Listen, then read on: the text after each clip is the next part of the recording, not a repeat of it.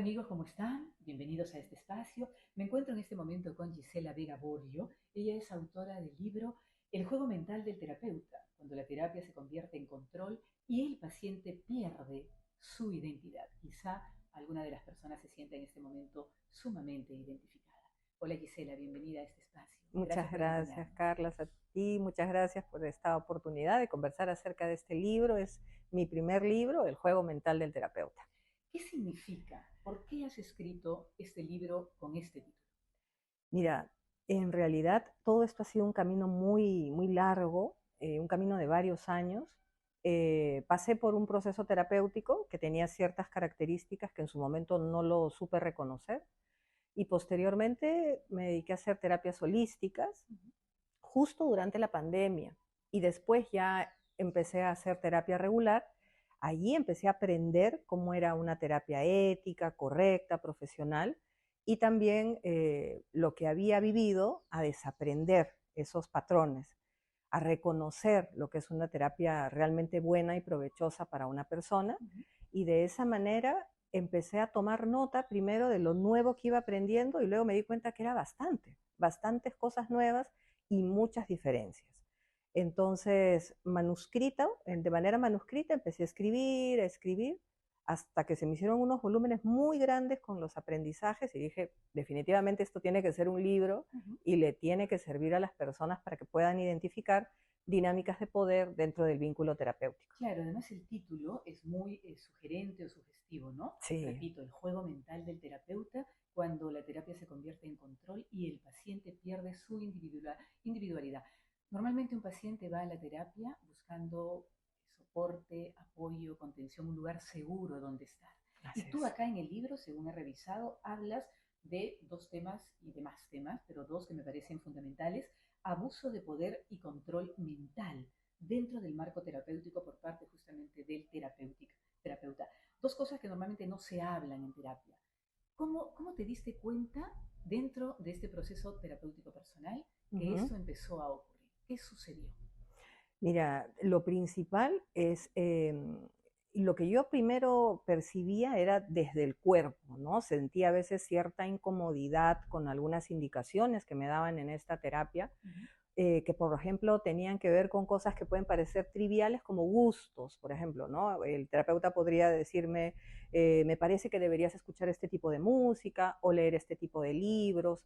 Y pese a que a veces yo misma quería escoger un libro, él decía, no, tienes que escoger estos son los que te Uh convienen. -huh. Entonces, uno resiente en el cuerpo a veces como una resistencia, ¿no? De por qué no puedo leer algo que me guste a mí. Pero Y también, perdón, sí, ¿esos libros eran como parte del proceso como terapéutico parte del o era proceso. simplemente que tú le contabas en la terapia, por si acaso estoy leyendo ese libro y él te negaba esa posibilidad? No, era como parte del desarrollo terapéutico, esto va a ser bueno para Uh ti. -huh. Y no eran libros de la especialidad, sino podría ser poesía o libros de ideología. Entonces, al inicio uno siente, ¿no? Como una resistencia de, pero ¿por qué no puedo leer algo que me guste a mí? Y poco a poco eso fue aumentando, ¿no? Primero eran libros, después era música, después ya era indicativos de ver ciertos videos y dar feedback. Uh -huh. Entonces, físicamente yo sí sentía como que la Gisela Vega, que Uh -huh. era yo en ese momento como individuo, iba desapareciendo e iba apareciendo más bien una Gisela que estaba integrando los gustos y la personalidad del Y terapeuta. superiorizada al gusto del otro, ¿no? Exacto. Y eso es lo que llamas en el libro la dependencia emocional inducida, que la persona poco a poco va como entrando, no solamente, ¿no? En tu Sí, gusto, en tu mente, en tus elecciones. ¿A eso claro. te refieres? También al hecho, a eso y también al hecho que poco a poco te va, esta persona, por ejemplo, me iba diciendo que tenía que solicitarle, no permiso, pero sí contarle la toma de alguna decisión, Uh -huh. ¿no? Por ejemplo, y que esa decisión tenía que pasar por su opinión, si la veía para bien o lo veía como para no realizarlo, ¿no? Entonces, ahí sí se crea la dependencia porque tienes que consultarle a esta persona todo y tú pierdes tu individualidad porque ya tu derecho a decidir va bajando, ¿no? Ahora, para que las personas entendamos o entiendan en qué momento del proceso se puede producir Ujú. este abuso de poder o cuándo uno empieza a darse cuenta, cuántos años o cuántos meses pasaron después de tu terapia? Mira, esto empezó gradual, te Ajá. diré, ¿no? Primero eran encargos, solicitudes de ciertas cosas y poco a poco fue avanzando, pero más o menos hacia el tercer año de terapia, yo llevé con esta persona 8 años, Mucho. hacia el tercer año, claro, ya empezó a ponerse un poco más rígido todo este Ujú. tema. ¿Y qué sucedió? ¿Nos podrías contar? Quizá no, porque puede ser privado. Ese punto de inflexión que te hizo decir, no, esto tiene que parar y acá finalmente tengo que empoderarme frente a la terapeuta que está imponiéndose frente a mí. Fue una cosa muy sencilla, ¿no? A veces eran temas musicales, por ejemplo, una cosa Ya. sencilla, te cuento, Ujú. porque han habido cosas un poco más complejas, pero y en un momento yo decía, ¿no? Bueno, voy a hablar y voy a decir qué música me gusta a mí.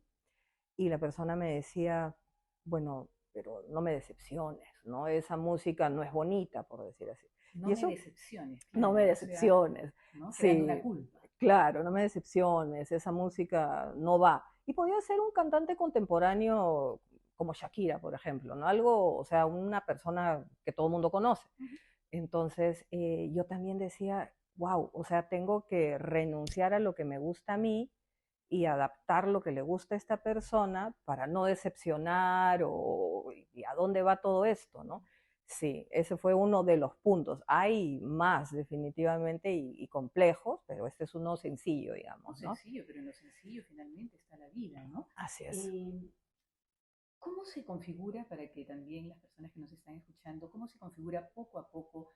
O sea, me gustaría que pudieras un poquito, tú que has estado en contacto con esta terapeuta tantos años, cómo se va configurando en esta persona ese abuso de poder, Claro. ¿no? ¿Cómo empezó ella? O sea, sabemos lo que te pasó a ti, esas resistencias que fueron apareciendo, pero cómo ella empieza a aparecer con todo ese poder, ¿no?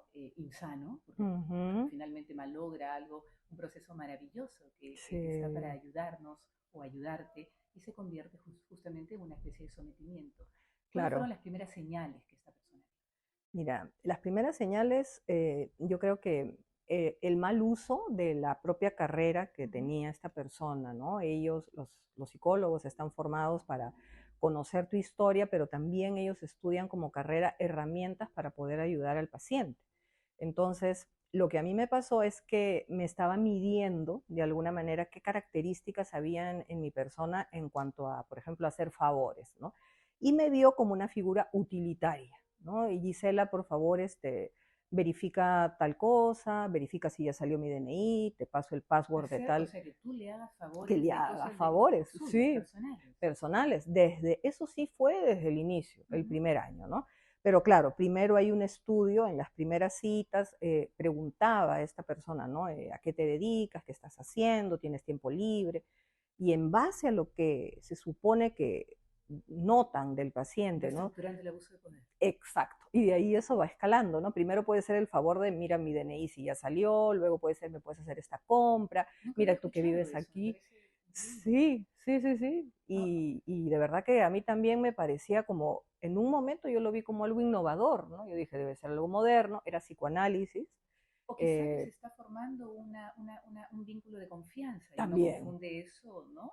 también, claro, claro. Y incluso ahí sabía la persona mis características, ¿no? Bueno, Gisela es una persona tímida, introvertida, esto te va a ayudar, o sea, había un sustento, ¿no? Esto que estás haciendo te va a Bien. ayudar a tu desarrollo como persona. Ujú. Entonces uno cree y confía en el terapeuta, pues, ¿no? Así es. Ahora, hablemos de la responsabilidad del propio paciente, ¿no? Ujú. Porque somos personas adultas, finalmente, más allá del problema o de la situación que querramos en ese momento superar. Hay una responsabilidad del paciente dentro del proceso terapéutico, como todo en la vida, ¿no? Hay riesgos. ¿Cuál crees tú que es la responsabilidad que el paciente no debe jamás eludir?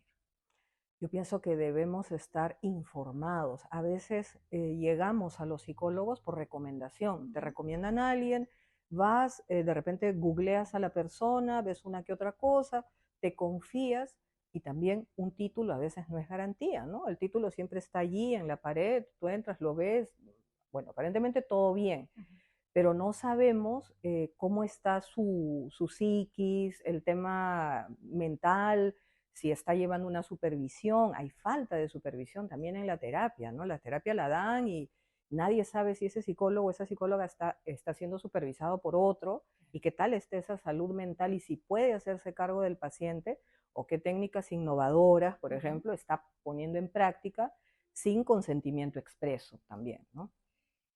Hablas en el libro de este tema que es hartamente conocido, pero que nos olvidamos rápidamente, que es aprendiendo a poner límites, ¿no? Sí. Siempre he creído que los límites los tenemos que poner sobre todo a nosotros mismos para poder aprender a poner límites hacia el exterior, afuera. ¿Cómo poner límites en medio justamente de un proceso terapéutico? Tú que ahora has vivido esta experiencia, si volvieras a tomar una terapia, ¿no? Ujú. Ante un primer hallazgo o indicio de este abuso de poder, ¿cómo podrías poner límites? Esa es una muy buena pregunta porque la verdad hay que estar muy atentos, ¿no? Después de esta vivencia, yo obviamente continué en otros procesos terapéuticos y sí noté ya más fácil y más rápido cuando a veces las personas te quieren decir, por ejemplo, mira, yo soy corredora y ay, te ganaste con venir a esta terapia porque ahora tú también vas a correr igual que yo. Ya no. Entonces, cuando a mí, Claro, te lo juro, cuando me lo dijeron, te ya después pasó. de esto, me pasó, después de este proceso que está en el libro, y yo, hasta acá no va, ¿no? O sea, de verdad ahí sí ya ni lucharla, simplemente fue muchas gracias y no regresé más, Ujú, pero es porque ya había tenido una claro, experiencia previa, el conocimiento, ya digo, moldeamiento, o sea, más claro. moldeamiento, ya no, de verdad, Claro, sí, que claro, eso es algo fantástico. La experiencia finalmente nos da las herramientas para estar sí, mucho más alertas, ¿no? sí. ¿Por qué crees que la mayoría de los terapeutas no ven al paciente de una manera completa y holística, sino, por lo que yo he leído y un poco he estado reflexionando, ven mucho más la historia traumática y sobre eso trabajan? Más que ver, ¿no?, la plenitud del paciente, porque nosotros no solamente somos el síntoma, somos mucho más que eso. No sé si Sí. en medio de esta experiencia personal con esta terapeuta, que no fue una buena experiencia, sino las demás, ¿tienes alguna reflexión en relación a esto? Sí, mira, yo pienso que hay un estancamiento en cuanto al tema psicológico, Ujú. ¿no? Porque son, por ejemplo, psicoanálisis, hacen conferencias, estudios, pero no hay una integración, me parece, con lo holístico aún. Hay terapeutas o psicólogos holísticos, psicoanalistas, humanistas, pero como que integrado, me parece que todavía no. Ujú. Entonces, se van directo al trauma, lo categorizan, Sí, te y te ponen una empepan. etiqueta y te empepan. Exactamente, con la ayuda Claro, del psiquiatra y entre los dos, ya. Entonces uno dice, pero exacto, somos mucho más que un síntoma o que un trauma. No quiero echarle flores a este libro, pero realmente no sé si está bien que yo lo diga, pero toda esta experiencia yo le he querido transformar en herramienta de ayuda, ujú. de verdad, o sea, sí. Yo lo que he notado, Gisela, es que se hace mucho más psicoterapia eh, de la depresión o de la angustia o de la ansiedad, mucho más que del conflicto que creó esa depresión, ¿no? Entonces inmediatamente van se trata sobre el tema, como tú misma estás diciendo, del trauma, ¿no? Ujú. Y no del conflicto que finalmente causó ese trauma. No sé si finalmente puedes concluir diciendo que estamos, o que la terapia en sí, después de tus experiencias, está pasando por una crisis, Ujú. una deshumanización. ¿Cómo lo ves ahora? Sí, yo también concuerdo. Es decir, no se ve la realidad que tienes ahora. A veces es un poco duro, ¿no? Ir a terapia y que te hagan recordar de repente aspectos de tu Ujú. niñez, porque a veces llegas con todo revuelto. Es como que alguien se Sí. meta a tu casa, revuelva todo y te vas con todo desordenado hasta la siguiente sesión donde nuevamente se desordena todo y te quedas con un sinsabor, pero realmente en el aquí y ahora no puedes solucionar nada solo porque lo hayan revuelto o porque hayas escarbado en una historia dolorosa del pasado. Si bien dicen que hay que reconocer la herida para a través de la herida que salga luz, yo creo que esa forma de recuerdo, revolver y luego volver a la semana siguiente a recordar Ujú. eso, no ayuda realmente en el presente, porque como repito, te etiquetan, te ponen un título, tú te vas y el conflicto actual que puedes tener no lo solucionas Claro, sigue ahí. con ese movimiento, ¿no? ¿Y cómo te gustaría, si tú pudieras ahora Ujú. visualizar un tipo de terapia que realmente después de estas experiencias te sea útil ¿no? Y finalmente logre los objetivos, que es sanar el niño interior o sanar aquellas heridas que todavía están abiertas, ¿no? Y tener una vida mucho más plena. ¿Cómo visualizas que podría ser una terapia? Que podría ser mucho más humana, ¿no? Yo sí pienso que debería centrarse más en el interior y en la capacidad que tienes, a pesar de todos los problemas, capacidad de transformar lo malo que hemos vivido, pero es un trabajo duro, es un trabajo difícil y sobre todo que el terapeuta no debe subjetivar al paciente, porque a veces es todo tan matemático, ¿no? Ven un, dos, tres, sí, tú Ujú. sufriste un abuso o tal cosa y tal otra, y a Sí, veces hay, uno hay como una dice, plantilla, ¿no? sí, como una plantilla que no va de acuerdo a una gama más grande. O sea, somos mucho más que eso y desde lo que damos o podamos dar a los demás, yo pienso que allí podríamos sentirnos quizás hasta más funcionales y útiles.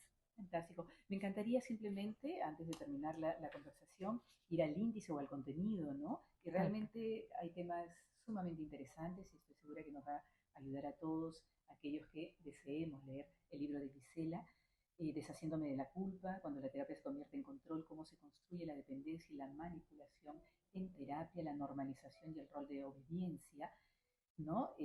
Psicoterapia, psicoanálisis o lo que sea que fue desaparecerme, la culpa de la desaparición de mi identidad. En fin, una serie de temas interesantes en un libro que te ha tomado más o menos, me dice, 5 años, son Sí, 198 páginas, donde hay experiencia de vida, testimonio, eh, conflicto, crisis, imagino mucho llanto, mucho dolor, pero sí, también mucha resiliencia, correcto. ¿no? Y mucho trabajo interior, Sí, que ahora hace que finalmente hayas transformado ese dolor o esa pérdida de identidad momentánea en algo que ujú, has construido para compartirlo con la sociedad. Y yo así creo es. que eso es extraordinario, transformar el dolor Gracias. en una herramienta maravillosa. Muchas Y te gracias, Carla. felicito por eso. ¿Dónde podemos encontrar el libro? El libro, Carla, lo podemos encontrar mediante la web del grupo Igneo y también mediante Amazon. Ok, perfecto. Ujú. Estoy segura que es un precio sumamente accesible. Sí, así es. Gisela, gracias. ¿Algo más que Gracias a quieras ti. añadir? Bueno, sí, finalmente decir que es importante que existe este libro desde la voz del paciente. Uh -huh. Muchos libros de psicología están escritos desde la voz del terapeuta, pero siendo honestos, ¿qué terapeuta va a ejemplificar o a contar en un libro estas situaciones de mala praxis o abuso de poder? No, porque No, van a defender su gremio. obviamente serían Exacto, harakiri. exacto. No, por Entonces, eso la voz del sí, paciente, ¿no? sí, Y sobre todo de un paciente no resentido, sino un paciente transformador o así es. transformacional, Sí, que usó su correcto. experiencia para construir y no destruir. Y yo te Exacto. felicito por eso. Gracias, Ok, Carlos. gracias.